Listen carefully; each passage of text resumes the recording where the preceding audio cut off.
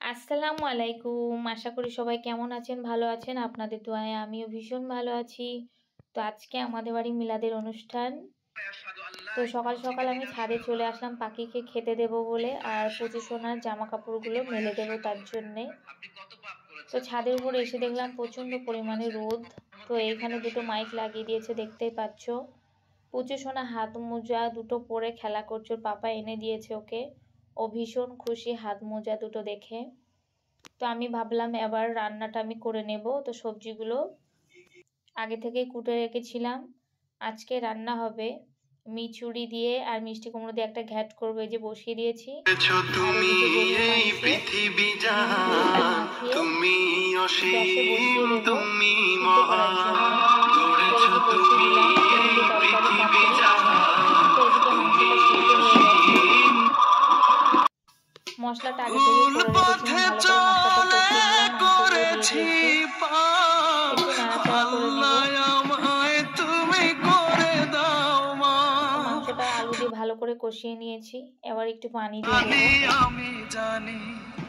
তো একটা আপেল আর লেবু ভাবলাম পুচু সোনাকে কেটে দিই, ও মোবাইল দেখছে। তো দেখো কেটে দিয়েছি, ও খাচ্ছে আর মোবাইল দেখছে। তো আমি ভাবলাম যে ও খেলা করতে করতে আমার রান্নাটা কমপ্লিট হয়ে যাবে। ও মোবাইল দেখতে ভীষণ ভালোবাসে। তোমাদেরকে টাটা দিচ্ছে, উম্মা দিচ্ছে। এদিকে মাংস হয়ে গেছে, বেগুনটা ভেজে নেব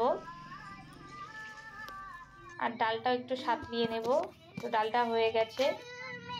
তো আমার রান্না কমপ্লিট বন্ধুরা। এদিকে আমি সকালে ঘর ঝাড়ু দেওয়ার আগে দুইটি কাজ করবে, ওই নারীর কপাল খুলে যাবে। বর্তমানে আলহামদুলিল্লাহ নারীরা অনেকটা দিনের পথে চলে এসেছে, তারা এখন আলহামদুলিল্লাহ সঠিকভাবে চলার চেষ্টা করে, সঠিকভাবে চলার ট্রাই করে। আমরা বিশেষ করে সকালবেলা ঘুম থেকে ওঠার পরে ঘরটাকে ঝাড়ু দেওয়ার ট্রাই করি।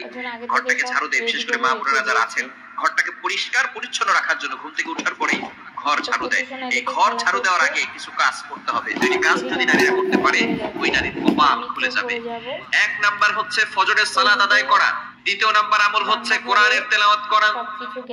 স্ত্রী ভুলকে ক্ষমা করে দেয়, যে স্ত্রী স্বামীর ভুলকে ক্ষমা করে দেয় আল্লাহ পাক তাদেরকেও ক্ষমা করে দেয়, তাদের গুনাহকে ক্ষমা করে দেয়। কারণ ক্ষমাই হলো পৃথিবীর সবচেয়ে সুন্দর অলংকার। আপনি আপনার স্ত্রীকে ক্ষমা করে দিয়েছেন, আপনি আপনার স্বামীকে ক্ষমা করে দিয়েছেন, পাড়া প্রতিবেশীকে ক্ষমা করে দিয়েছেন, আল্লাহ আপনাকে ক্ষমা করে দিয়েছে। যে ব্যক্তি ক্ষমা করতে জানে ও ব্যক্তি আল্লাহর কাছ থেকে ক্ষমা নিতে জানে, কিন্তু যে ব্যক্তি ক্ষমা করতে জানে না ও আল্লাহর কাছ থেকে ক্ষমা নিতেও জানে না। মানুষকে যত বেশি ক্ষমা করবেন, যত বেশি ক্ষমা করবেন, আল্লাহ তত বেশি আপনার প্রতি খুশি হবে এবং আপনাকে। আমার পুচু সোনাকে আবার ঘুম পাড়াবো। আজকে এই পর্যন্তই, টাটা।